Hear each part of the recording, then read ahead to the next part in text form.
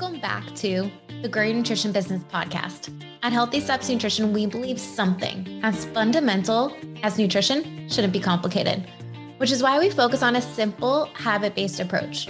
We know that helping your clients become the best and healthiest versions of themselves isn't just about what they eat or coming to the gym a few hours a week. We, as gym owners and coaches, have to focus on a holistic approach, looking at support systems, stress management, sleep, mindset, lifestyle, and of course, exercise and nutrition. I'm your host, Nicole Coyne, registered dietitian and founder of Healthy Steps Nutrition, CrossFit HSN, and HSN Mentoring. I'm also the author of The Basics of Nutrition Coaching, CrossFit Preferred Nutrition course. In this podcast, I'm going to teach you how to make one step at a time to becoming the best nutrition coach and building an awesome habit-based coaching program. Today's podcast guest is Amanda Haar. She is one of the registered dietitians at our HQ location. She specializes in women's health and hormone health, as well as working with kids and families. Amanda and I discuss how to feel fulfilled in work and life. Amanda has an amazing balance between work and life.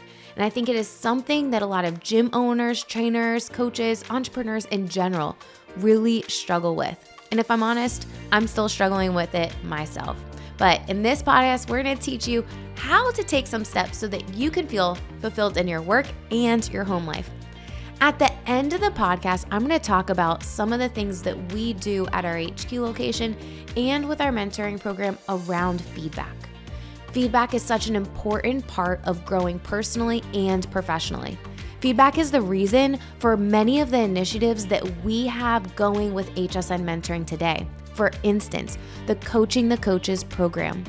One of the pieces of feedback that we got a couple years ago was when gym owners and coaches were experiencing the program and they went and signed up for nutrition coaching at our HQ location as they were going through the training, they had such a better experience. They could experience the whole program from a client's perspective, and the outcome was they felt way more confident.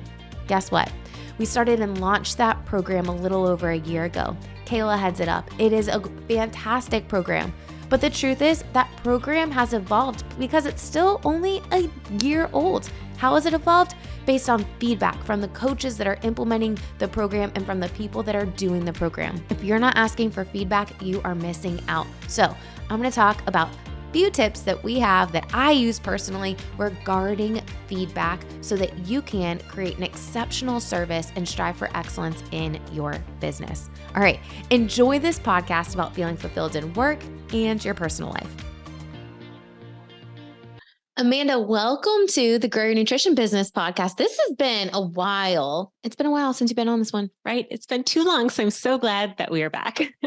I'm so excited to talk about this subject today that is super relevant for coaches, health coaches, dietitians, nutritionists, people who meet with clients one-on-one. And I will preface this. Before we started this podcast, we're like, man, how do therapists do it? Right? So, how do you have this work-life balance where you're feeling fulfilled in the work that you do and in your personal life, and it doesn't bleed over with the things that people tell you in your work life when you're coaching people into worrying about that stuff when you're at home? I think it's a really important skill that we all need to work on and be mindful of so that we can have this balance of fulfillment in home and in work life. And I love that we're talking about this today because I think especially when you are leading other people in their wellness, there's that expectation that you have it all in order, right? Like you're supposed to love what you're doing 24/7 and just like never give up, being excited about it. And really the truth is like, depending on the season of life, what you're going through in your own personal life, or just what your clients are trending towards, like it can be a struggle. Absolutely. So today we want to talk about three main things, just three, or maybe we'll give a couple extra tips in the midst, but three things that you should do on a regular basis so that you are being fulfilled personally and professionally. And the first thing that you need to do, and it's interesting because I've done a lot of courses recently and they've all come back to this actual thing. What is your why? Why are you doing this? What are you wanting? Why have you invested your time, energy, resources into the training to be able to dedicate your life to helping people? and what are you wanting out of that profession? Right. And writing that down, putting it in a visible place. I know we talk about like putting that why for our clients, posting it in visible places, but that's the same for us too, right? And whatever that reminder is, it's going to bring you back to that and kind of bring you back up to speed when you're in those more challenging places. Absolutely. And, I think it's really important. We talk about goal setting for our clients, but how many times do we do goal setting for us personally? One of the things that we've been talking a lot about on the Nutrition Made Simple podcast, our sister podcast, which if you don't listen to that one, it's client facing tips every single week to help people make health a way of life. One of the things we've been talking a lot about on that podcast is setting goals around other aspects of your life, not just about goals in the gym. And so many times, even I was talking to a gym owner this week and they were talking about what I was like, well, what goals do you guys have? And he's like, I want a 300-pound deadlift. I want this. I want that, all related to PRs in the gym. I'm like, man, you have a life outside of the gym. What do you want outside of that too? And so many times, especially for gym owners, and we own a gym, we coach people with fitness and nutrition. It's so easy to set goals around biometrics. What do I want? Like my body fat percentage to be the number on the scale, or how many inches do I want to lose? It's easy to track that. It's easy to track. I want to get better with the weight that I'm doing in a workout. But what other aspects in our life? What about spiritual goals? What about relationship goals? Who are you connecting with? What are you doing to develop yourself professionally? I mean, you're listening to this podcast, so give yourself a pat on the back. You're doing something to develop yourself personally and professionally. But what else are you doing to help tune in into your skills so that you can make a greater impact and ultimately achieve what you're wanting for your life? And I love viewing ourselves in the lens of that same holistic view that we prioritize for our clients. And then it kind of comes down to, I know one of my challenges is like when, right? Like, okay, beginning of the year is a pretty great time to, list your challenges or list your goals. But when are we checking in on that? Is it something where like the first of every month we are coming back to those goals, the beginning of the week? Even if, since hormone health is one of my favorites, like during your menstrual phase or the beginning of your new cycle is a great time to be planning and establishing new goals for the future, what you're wanting. So really kind of thinking about in your life, what does that look like for you as far as establishing, your why and what you're wanting, and then coming back in to check on that. And I think too, if you are a nutrition coach or you're not at a senior leadership level, meeting with someone to talk about what you're wanting. And when you look at the research, and this is important for people who are leaders, who are managers, who are business owners, when you look at the research around how do you keep your staff engaged and wanting to be a part of it, you need to figure out what they're wanting to grow, how you can help them grow personally and professionally. Like, what are they wanting? And you need to foster that environment to help support them so that you can help bring them up and help them develop so that they can be fulfilled. Because ultimately, it is so much easier for you to have an engaged staff instead of having a ton of staff turnover. It's way less expensive for you to keep your staff engaged and wanting to do and feeling fulfilled and doing things and growing. The number one reason why people leave is because they feel like they're not supported, they're not growing, they're not developing professionally. And if you can foster that environment as a gym owner, as a manager, imagine where your business will be because it's not all reliant on you. Like you only have so many skills, right? And I know that if anyone needs any help with hormones, if our coaches have a question to be answered with hormone health, I'm not the person, but Amanda is the best person to answer that. Like I want teams that have diverse strengths so that we can all come together and have a better lens, a better view, and make ultimately a greater impact on our community. I love that. And really thinking back in your own personal life, right? Like think about the leaders you've had in your life. I'm sure all of us have had a wide range of leaders, depending on how old you are, how many different jobs you've had. I personally have been in a lot of jobs in the past decade. And so I really value like seeing different types of leadership. And like when you invest in people like Nicole does, like it's like you want to stay connected forever, basically. And I want you to stay connected forever. So, I think it's really important to think about for yourself. And it was really cool. Kayla, our director of coach development at HSN Mentoring, she actually messaged me at the last portion of December, and she said, hey, Nicole, I've spent a lot of time reflecting. Can we please meet so that we can talk about where I'm at, how you feel like I'm doing, and where I want to go in the coming years, like where my future is. Like, how refreshing was, I can't even explain to you how refreshing that was for me to see, like, yes, I want to meet with you. Yes, I want to talk about all the awesome things that you've done, and where I feel like, hey, you would really excel in this. And what do you want? Because ultimately, what you want is a staff that is aligned with their strengths, what you need, and what makes them fulfilled. And if you can align all of those things, like, you're going to have a team that's bought in and accomplishing way more than you could have ever imagined, that will be way better than you doing it by yourself. So if you are a coach listening to this, like, reflect for yourself and then go to your manager, go to your business owner, and have a conversation with them. Like, how do you feel like I'm doing? We just hired another dietitian, and she's like, hey, can we book a call? And on that call, is like, hey, what's going on? How can I help you? She's like, I want to hear how I'm doing. Like, seek out feedback. If your person, if your manager isn't giving you feedback, seek it out. Because ultimately, you're only going to get better if you learn what you need to improve on. Right. I love it. And that comes back to that growth mindset, right? Like it could be easy to try to like stay in that stagnant mindset, but like if you're wanting to grow, you're only going to get better, right? Exactly. So determine what you are wanting for yourself. But then also, if you're a manager, you need to foster that environment for your staff too. Because probably this is a new concept for a lot of people. It's a new concept. Like, we're not used to setting goals about what we're wanting for ourselves personally and professionally. And how do you have that work life balance? So, super important. What are you wanting? The second thing that I think, Amanda, you do such a good job with is setting some boundaries for yourself. Margin.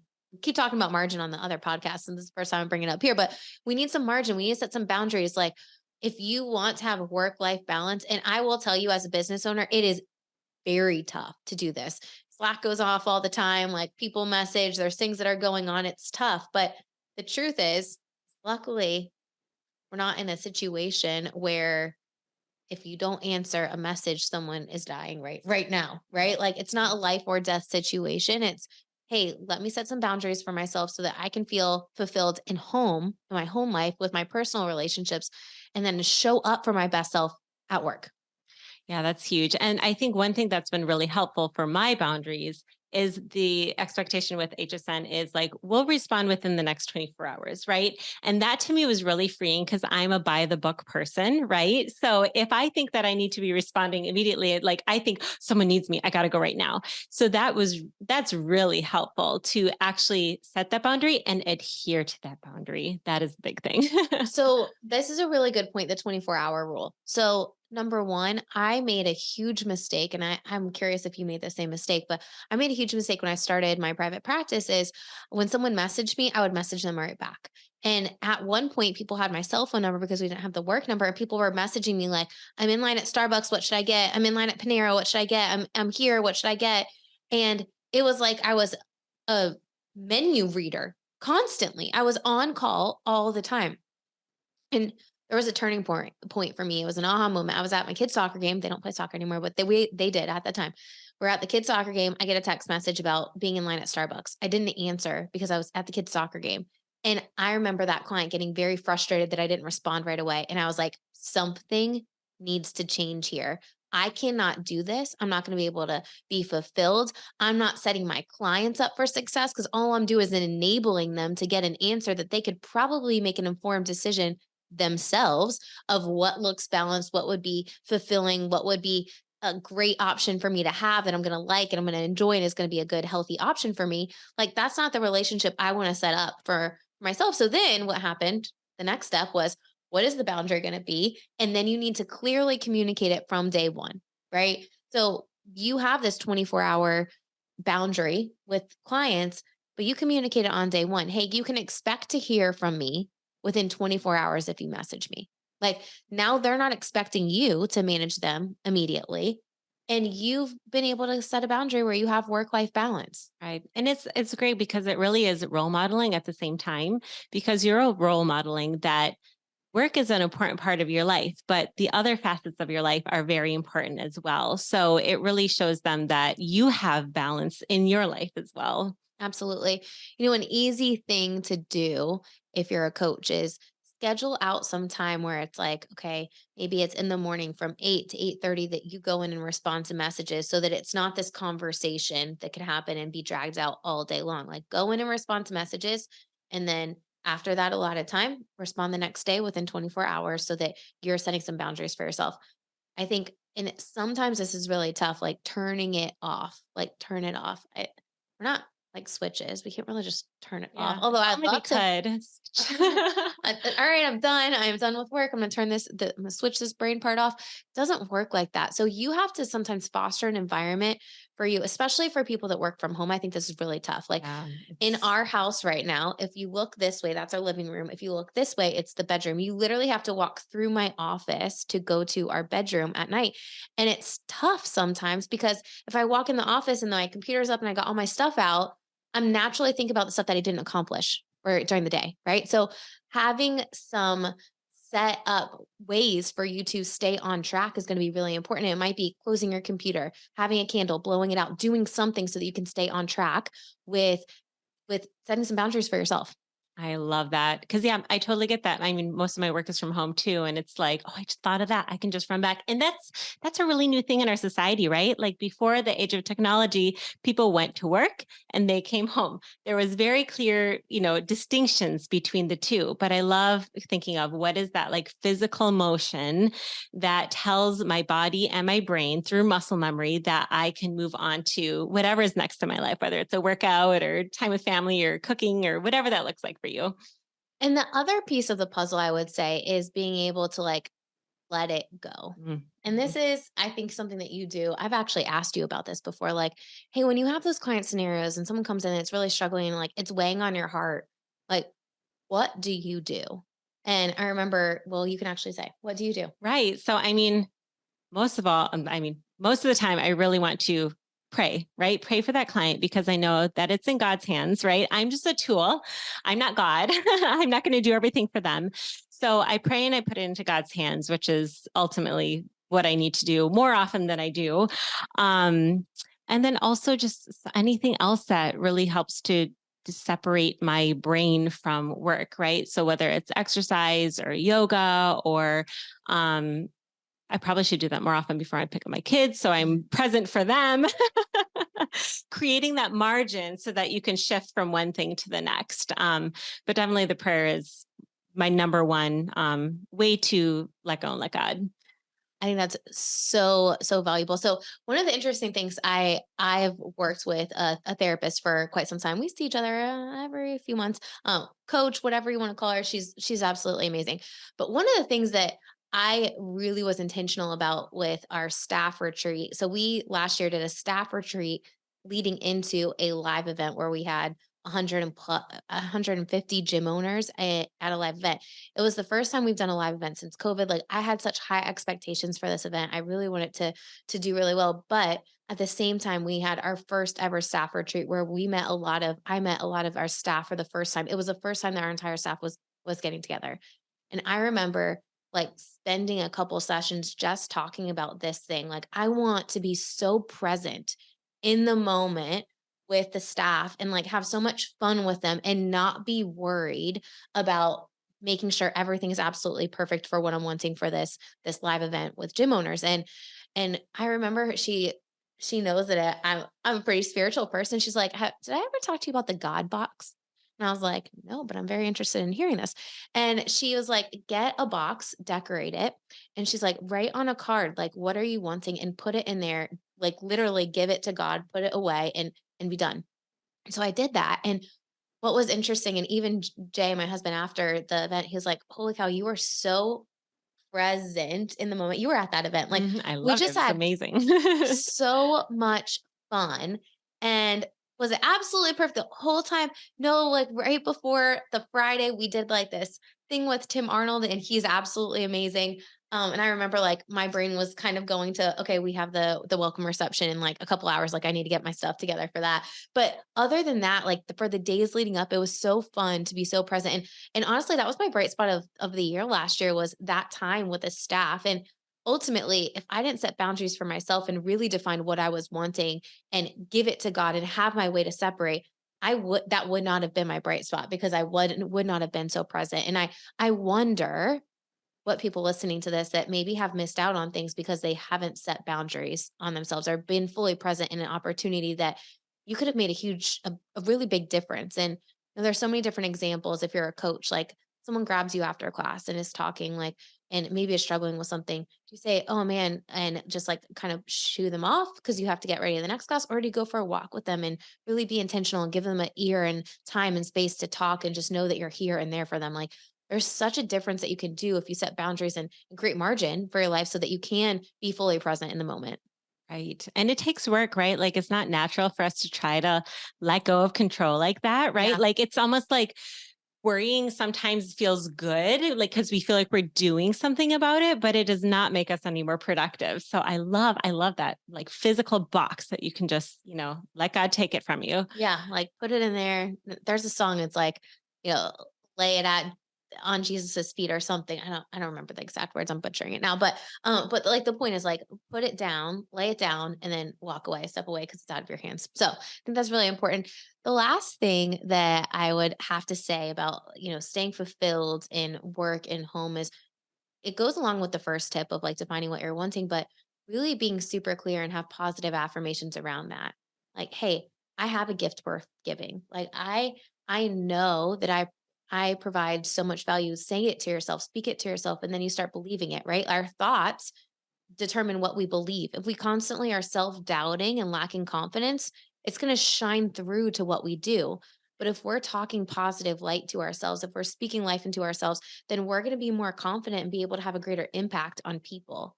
So I think that's important. Like, one of the things HSN mentoring clients, like download the positive affirmation sheet for coaches, highlight the ones that are speaking to you and say those in front of the mirror every single day. This actually comes from John Acuff, one of my favorite authors and soundtracks. He did this with 10,000 people, and the results that those people had because they talked positive affirmations in front of a mirror 20 times in a month, 20 times, that's it. It was like a 400% increase in satisfaction and the amount of like progress that they made towards their goals and what they're wanting was exponential. And it all started from them starting to speak what they wanted to believe. And then they started believing it and started feeling more confident and started taking action because of all of that.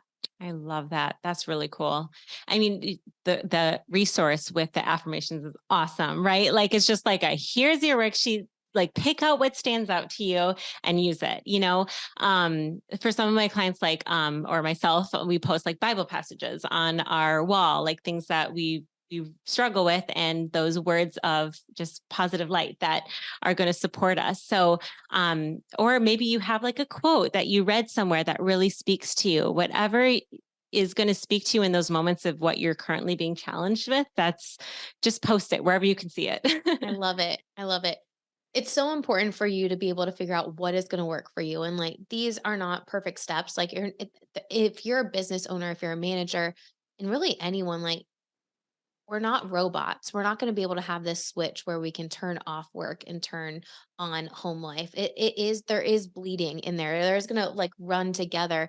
But if you can figure out some boundaries for yourself and really define what are you wanting as a person, showing up as my best self for work and then my best self to be at home with my family, my spouse, whoever that you live with. And if you don't have that, then the relationships that you have, the friendships that you have, like we're meant to do life together. And if we're only doing work, if we're only having people, you know, talk to us and we're not able to like connect with other people, we're missing out on a huge opportunity to live life to its fullest. So we got to have those boundaries. We need to set those. We need to have positive affirmations. But the first step and most important step, in my opinion, is define what are you wanting for yourself. And there's no right answer to this. There's no right answer.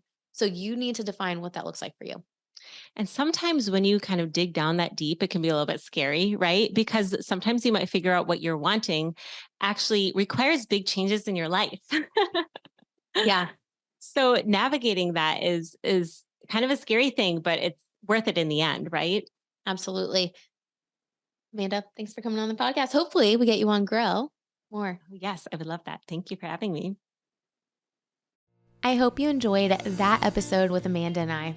If you want to hear more tips about nutrition, about hormone health, and anything else, Amanda is a regular guest on our Nutrition Made Simple podcast. That's right. We have a sister podcast. Go type in Nutrition Made Simple. Every single week, we give simple, actionable tips to help people make health a way of life. Why do we have two podcasts?